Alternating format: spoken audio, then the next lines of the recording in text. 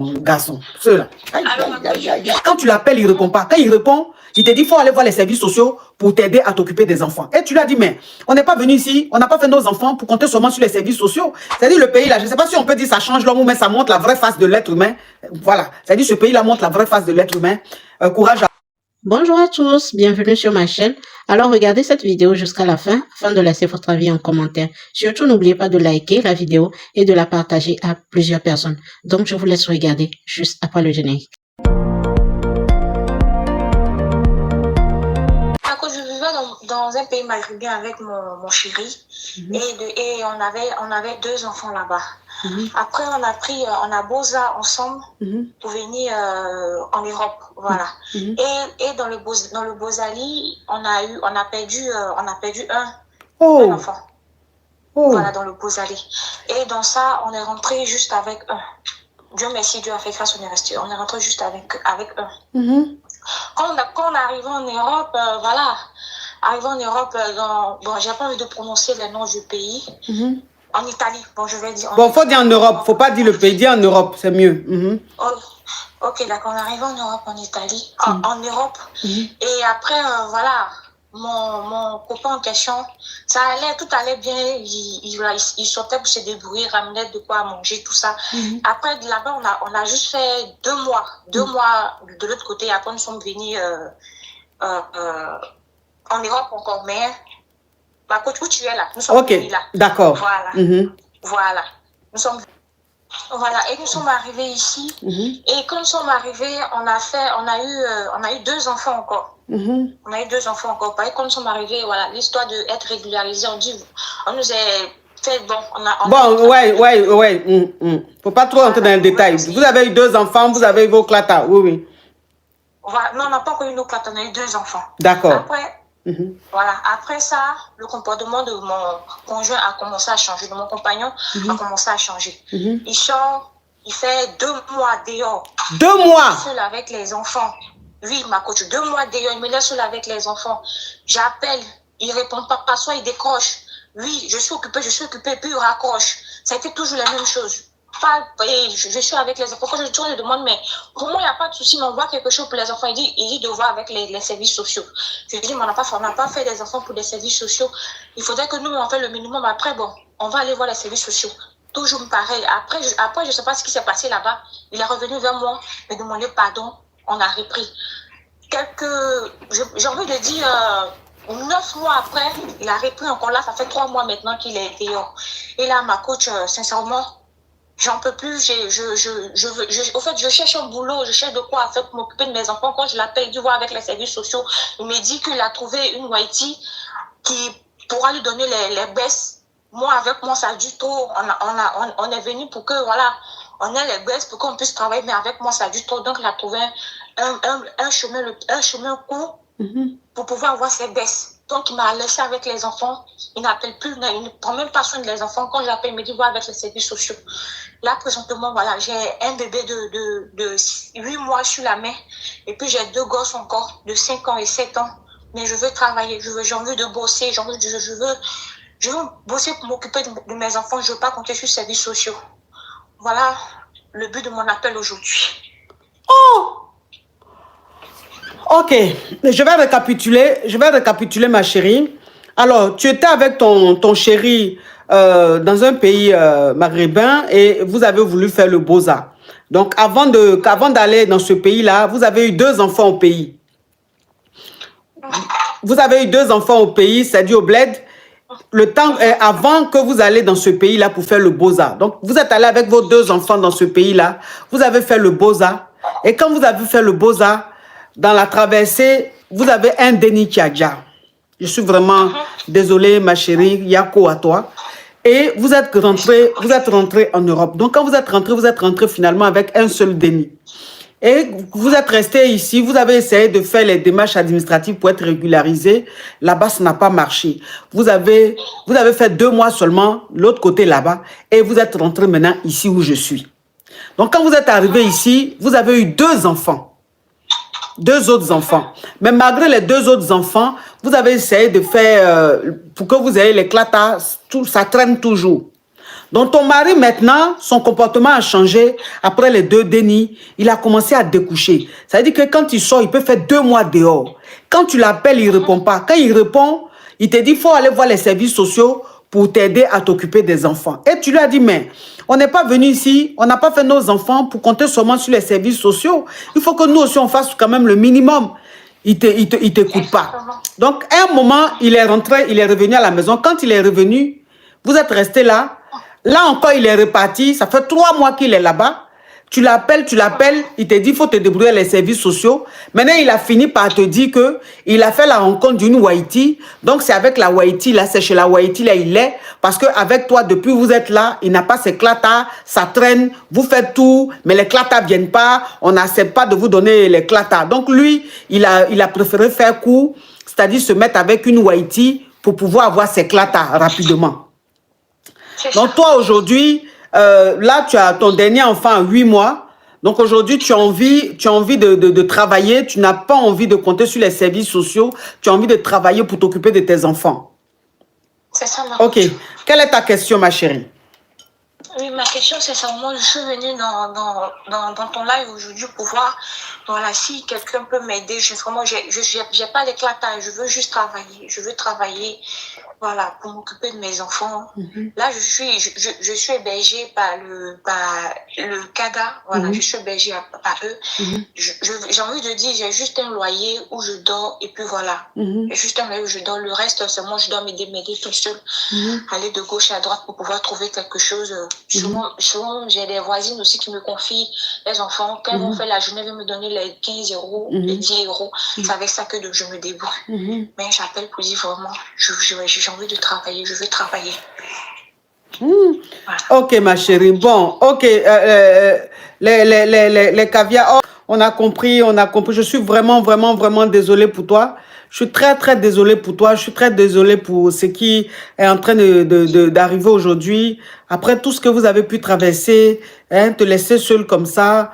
Vraiment, je suis désolée. Mais on dit ce pays-là... C'est-à-dire le pays-là, je ne sais pas si on peut dire ça change l'homme ou mais ça montre la vraie face de l'être humain. Voilà. C'est-à-dire ce pays-là montre la vraie face de l'être humain. Courage à toi. S'il y a des gens qui me contactent pour pouvoir t'aider, je vais leur donner. Je vais leur donner ton numéro. Attends, je vais faire une capture. Voilà. Voilà, comme ça, je pourrai leur donner ton numéro. Courage à toi, ma chérie. Courage. Merci, ma coach. Oh, en plus, elle est belle. Une jolie jeune dame. Hey! Seigneur Jésus. Non, garçon. Ceux-là. Alors, ma coach, je suis mariée avec mon mari, ça fait 1 an. Je suis 2e femme. Mon mari, c'est sa première femme qui l'a ramené en France et qui lui a donné les papiers et tout. Enfin, les clatas. Coach. Oui, qui lui a donné les clatas. Ils ont fait 15 ans ensemble, mais elle n'arrive pas à enfanter. Donc, du coup, entre-temps, moi, je l'ai rencontré. Et au début, je ne voulais pas me marier avec lui. Mais comme ça faisait 1 an et tout, enfin presque 1 an, je me suis dit, je vais me marier avec lui. C'est une opportunité, vu que je suis une femme divorcée. Du coup, entre-temps, ma coach, je suis tombée enceinte récemment. Ça fait 6 mois. Les 3 premiers mois, c'était bien. Il s'occupait bien de moi. Bon, c'est la première femme, je sais qu'elle ne m'a jamais acceptée en tant qu'épouse. Vous connaissez... en tant que coépouse, oui. Oui. Vous connaissez les filles qui sont nées ici. Elle ne m'a jamais acceptée en tant qu'épouse, mais elle disait que son mari voyait une autre femme. C'est comme ça qu'elle définissait notre relation. Donc, ça veut dire que ta coépouse, te traitait de Kiza au lieu de dire que tu es sa coépouse. Voilà. Elle m'a jamais traité de coépouse. Donc, moi, ça ne me dérangeait pas vu qu'avec son mari, je me sentais bien et qu'il me respectait et qu'il m'a dotée et tout. Donc, je ne calculais pas trop.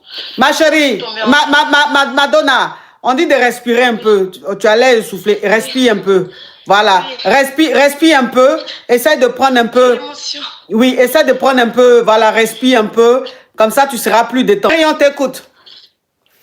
Oui, du coup, ma coach, je disais que sa femme ne m'a jamais considérée comme co-épouse, tout ça et tout. Bon, après, moi, je m'en foutais parce que c'est avec son mari j'avais affaire et comme il m'a mariée, il m'a honorée devant tout le monde, donc je m'en foutais un peu.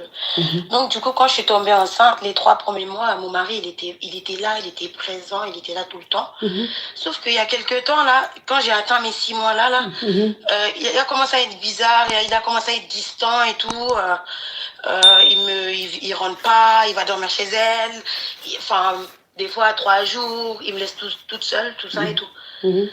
Il a ramené son ordinateur à la maison. J'ai vu qu'il parlait avec sa femme du coup. Et sa femme, elle lui proposait de quitter le pays en fait, d'aller dans un autre pays. Sauf que mon mari, il lui dit oui, mais je dois d'abord attendre.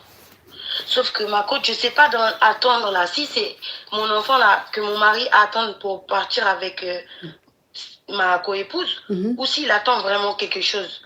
Donc je suis perdue et je voulais savoir pour avoir des conseils. Mais attends, si ton mari a dit à ta coépouse, attends là, et que toi tu m'appelles pour demander, attends du monsieur là, ça veut dire quoi? Mais est-ce que, attends s'il te plaît, est-ce que j'ai une boule en cristal?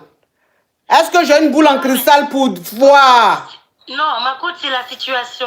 Si par exemple, la femme, elle lui dit, je veux qu'on quitte le pays, qu'on parte par exemple au Congo, et que lui, il dit pas non, il dit oui, on va aller, mais tu dois attendre, je dois attendre quelque chose. Vous voyez ou pas, ma coach? Oui, mais ma chérie, ma chérie, tu dois attendre quelque chose. Comment moi je peux savoir la chose? Je sais, mais en fait, moi, je veux juste savoir si... En fait, déjà, il part avec elle. Il me dit même pas qu'il part avec elle. Déjà. De 2, il accepte. Ça veut dire qu'il accepte de partir avec elle. Donc, il attend quelque chose. Mais quoi? Moi, à mon avis, il attend en fait que j'accouche. Pour moi, personnellement, mon mari m'a un peu utilisé pour avoir cet enfant, vu qu'il il pouvait pas avoir d'enfant avec elle, pour pouvoir partir avec mon enfant et partir avec elle, en fait, ma coach. C'est cette hypothèse-là que j'ai dans ma tête. Après, je sais pas si, avec la grossesse, je me fais un peu des films. Oui, ma chérie. Ma chérie, oui, excuse-moi. S'il te plaît, tu as été, après ton bac, tu as été dans quelle faculté? En droit ou en sociologie ou en psychologie? Non, ma coach. Hein? Non, je sais pas. J'ai pas fait ça, ma coach. J'ai pas fait des études. Mais tu n'as pas fait les études et puis tu t'exprimes bien comme ça. Mais quand même, tu as eu le bac Oui, ou pas? J'ai pas fait des longues... Oui, j'ai eu le bac, mais j'ai pas fait des longues études. Quel bac? J'ai fait de la restauration. Bac restauration? Oui, en hôtellerie. Dans bac, là, il y a aussi côté restauration. Hôtellerie, oui. Ah bon, il y a bac hôtellerie? Oui. Hi! Mais bac, là, c'est pas bac A, bac C, bac D. Non, Donc, il y a bac hôtellerie. Si on a fait les études en France, c'est après ici, le bac. Ah, ici, là. En fait. Ah, il y a bac hôtellerie aussi. D'accord. Oh, d'accord. Bac hôtellerie. Franchement, si tu exerçais dans l'hôtellerie, là, tu allais devenir chef là-bas. Hein? Oui, parce que elle est très intelligente. C'est-à-dire que ta théorie, on ne peut pas avoir une théorie aussi correcte. Ta théorie est très correcte, ma chérie. Donc, ce que tu penses là, c'est ça qui est ça. Voilà. Donc, je ne sais pas quoi faire. Non, tu ne sais pas quoi faire, ma chérie. Tu es en France, Prudencia. Je pars, ma coach. Tu pars où? Je m'en vais, en fait. Tu vas où? Mais en fait, moi, Dieu merci, je continue à travailler, donc je gagne correctement ma vie. Donc, s'il veut partir avec elle, je préfère qu'il parte maintenant que d'attendre que j'accouche. Oui, mais ça se discute. Il faut parler de ça à ton mari. Il y a des hommes mariés, c'est comme ça. Ils disent qu'ils sont polygames, mais eux, leur polygamie, là, c'est polygamie maloya. C'est-à-dire qu'ils sont fous amoureux de leur femme. Ils sont fous amoureux de leur femme. Mais ils veulent suivre leurs amis. Parce que leurs amis sont polygames, parce que leurs frères sont polygames, eux aussi veulent être polygames. Quand même, si tu as cardio de faire polygamie, voilà, maintenant tu as marié deuxième femme là même, tu n'as pas son temps. Tu es sur ta première femme comme ça, est-ce que c'est forcé? Il y a des hommes mariés, il y a des hommes polygames comme ça. Hein. Ils sont polygames juste parce qu'il faut suivre les gens. En fait, eux, ils suivent. Parce que c'est là, on parle de ça, eux aussi veulent être. Mais ils n'ont pas cardio de ça, puisqu'ils sont fous amoureux de leur première femme. Et toi, c'est ton cas. Le monsieur qui t'a marié là, il est fou amoureux de sa femme. Fou amoureux de sa femme. Donc il est avec toi-même, tout son esprit et sa femme là-bas. Parce que je sais pas, tu vas marier une deuxième femme et la deuxième femme là même, ça veut dire que tu passes plus de temps avec la première femme même que la deuxième femme. C'est quoi ça? Courage ma chérie, faut quitter dans polygamie là, ça t'arrange pas. Hein? D'accord. Tu es jolie comme ça, tu fais quoi là-bas? Merci, maman, je vais partir. Faut partir. Mais tu as parti, mais est-ce que même tu étais déjà quelque part? Tu n'étais pas quelque part. Ils sont comme ça un seul là. Allô? Je suis Donia. Sortez-moi de là. Ok, on t'écoute. Eh, ma coach, j'ai besoin de vos prières. Et pourquoi?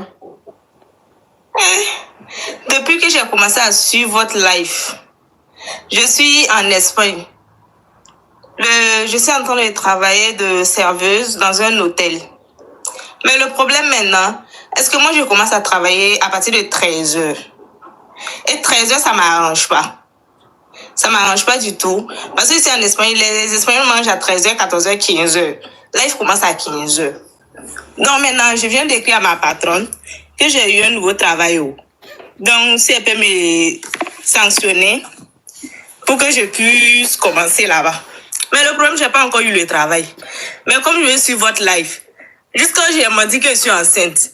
Parce que le travail que je fais là, avec la grossesse, c'est difficile. Tu cours de gauche à droite. Elle me dit c'est ça. Donc, de venir demain, elle va me donner ma démission. Donc, maintenant là, ma coach, il faut prier pour que je puisse gagner le travail qu'on rentre à 5h et puis ça termine à 13h là. Seigneur Jésus. Non, mais attends. Mais donc, je vais. Attends. Mais je vais arrêter les lives alors. Ah non.